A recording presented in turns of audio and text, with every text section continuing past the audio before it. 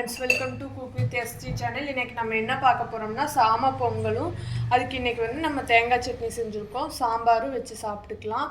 இன்றைக்கி வந்து நம்ம சாமையில் பொங்கல் செய்ய போகிறோம். அதுக்கு தேவையான இன்க்ரீடியன்ட் சாமை 1 டம்ளரும் பாசிப்பருப்பு 1/2 டம்ளரும் நான் ஊற வச்சுருக்கேன்.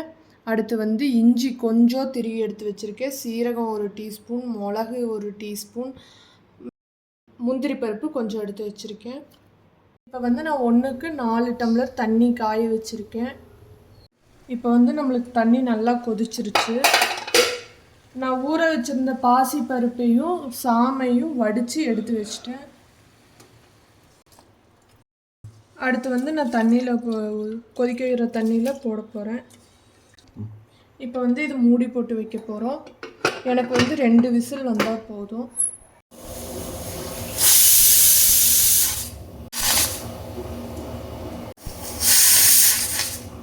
இப்போ வந்து நான் உரலில் மிளகும் சீரகமும் போட்டு 1க்கு 2 இடித்து எடுக்க போகிறேன்.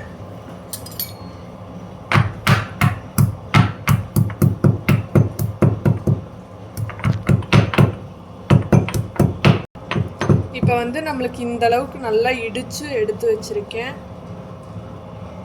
இப்போ வந்து நம்மளுக்கு விசில் அடங்கிருச்சு.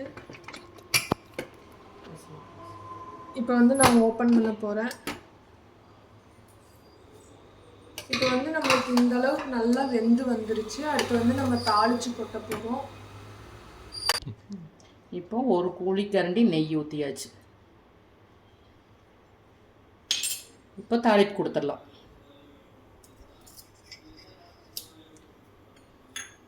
ஃபஸ்ட்டு இந்த கொட்டி வச்ச ஜீரகம் மிளகு சேர்த்தியாச்சு. முந்திரி பருப்பு, கருகாப்பில்,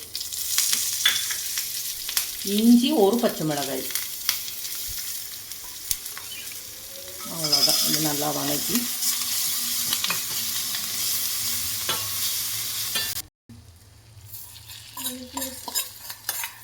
இப்போ கொட்ட போகிறோம். அடுத்து வந்து தேவைக்கேற்ப உப்பு வந்து அளவாக போட்டால் போதும், ரொம்ப வேண்டியதில்லை. போட்டு ஒரு கலக்கி விட்ட வேண்டியது.